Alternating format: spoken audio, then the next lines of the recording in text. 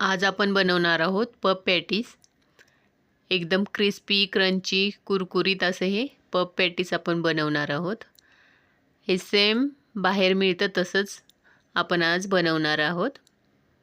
ह्याच्या लेयर पण तुम्ही बघू शकता, एकदम मस्त अशा झालेल्या आहेत आणि हे क्रिस्पी पण भरपूर झालेलं आहे हे.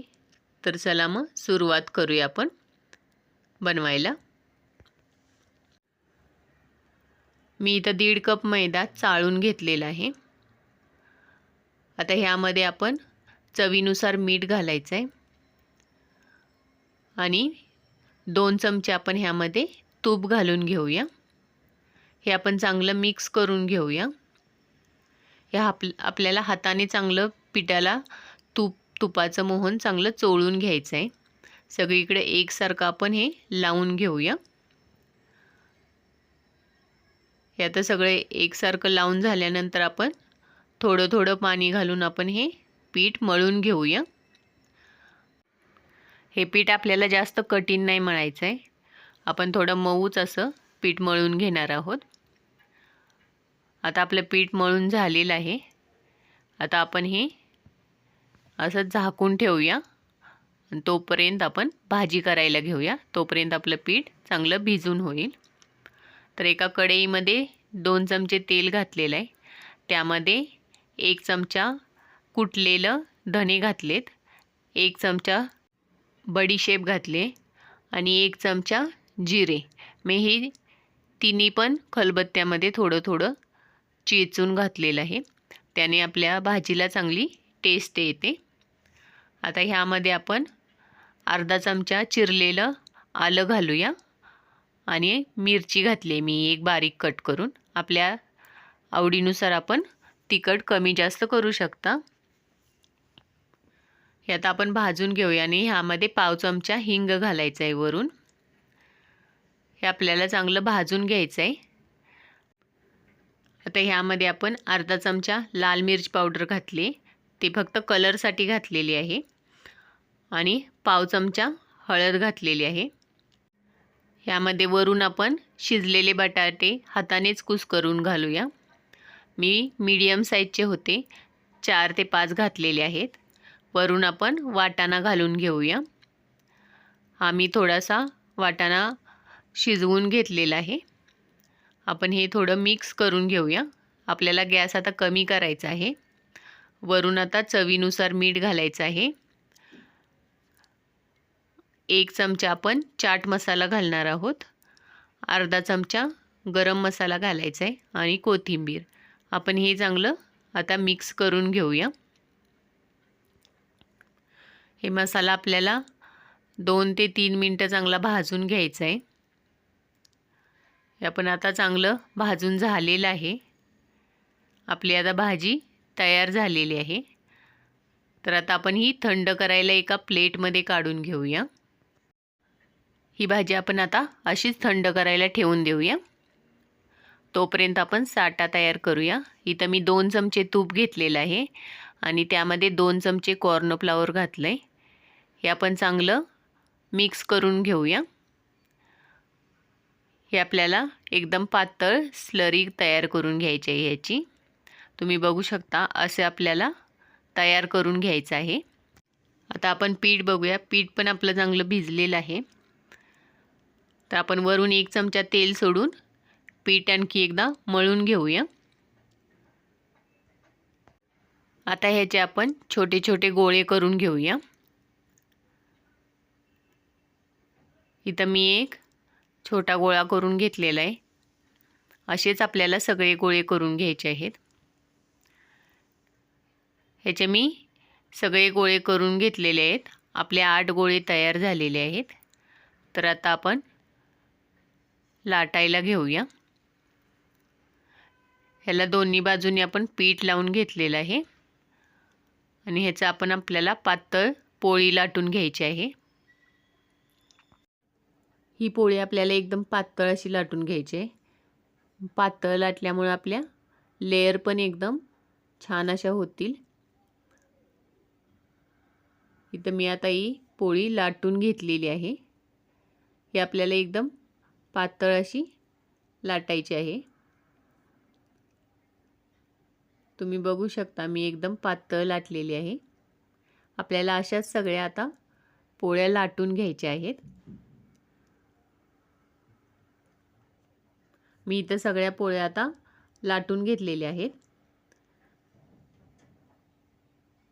आता आपण ह्या करायला घेऊया.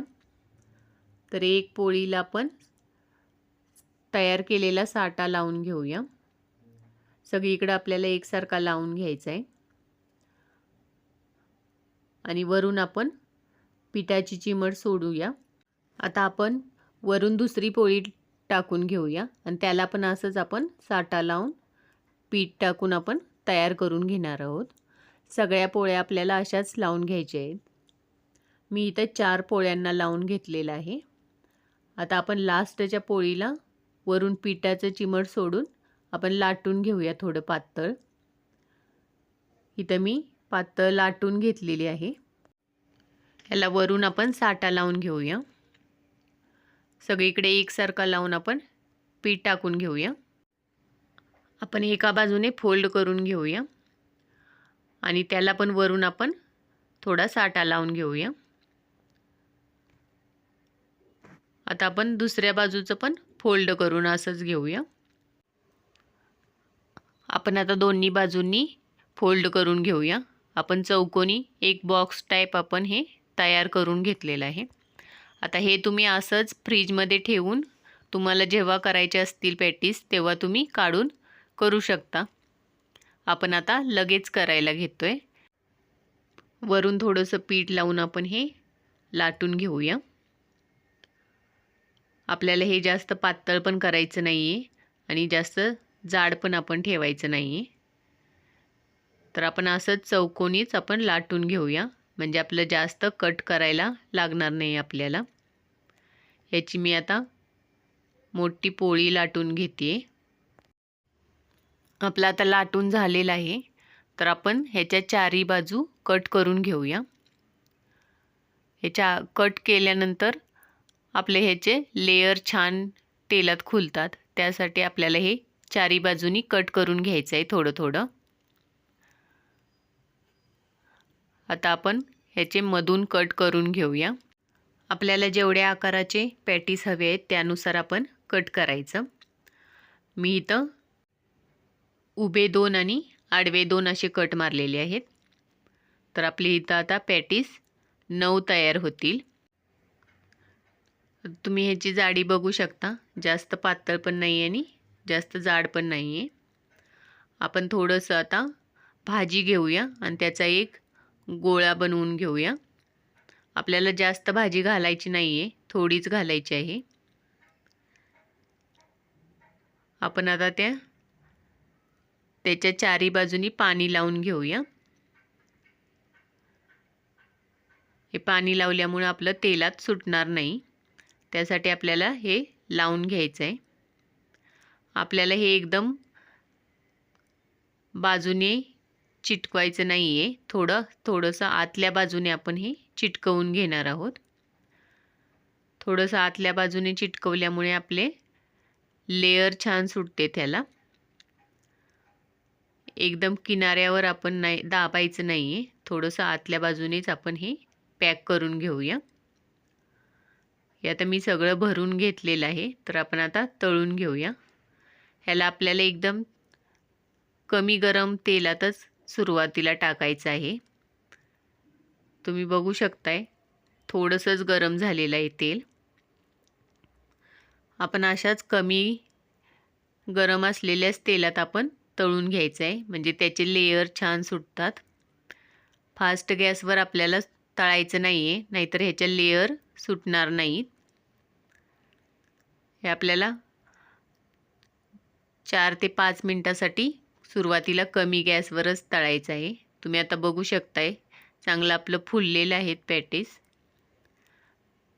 तर आता आपण गॅस मीडियम केला तरी चालेल, पण सुरुवातीला आपल्याला कमीच गॅस ठेवायचा आहे.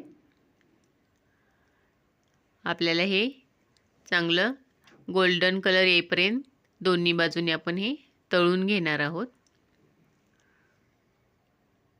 आपले पॅटीस आता झालेले आहेत. तर आपण आता हे काढून घेऊया. हे आपण चाळणीत काढून घ्यायचं म्हणजे एक्स्ट्राचं तेल खाली निघून जाईल. आता मी तुम्हाला दाखवते गरम तेलामध्ये तळल्यावर राहिलेले पण तळून घेतलेले आहेत. आता हा तुम्ही बघताय ना, तो मी थोडं गरम असणाऱ्या तेलात टाकलेलं. तर ह्याच्या लेयर सुटलेल्या नाही आहेत. आणि आपण हे सुरुवातीला एकदम कमी तेलामध्ये तळलेलं त्याच्या लेयर बघा तुम्ही. आणि तो दुसरा पण बघा, त्याच्या लेयर कमी आहेत. त्यासाठी आपल्याला एकदम कमी गॅसवर तळायचं आहे. आणि दुसरा घाणा टाकताना आपल्याला गॅस 1 मिनिटासाठी बंद करायचा आहे आणि नंतर आपण त्यामध्ये टाकायचं आहे. आता आपल्याला राहिलेले सगळे असेच तळून घ्यायचे आहेत आणि सॉसबरोबर आपण हे एन्जॉय करा. तुम्हाला माझी रेसिपी कशी वाटली ती कमेंटमध्ये नक्की सांगा. लाईक, शेअर आणि सबस्क्राईब करा. थँक्यू.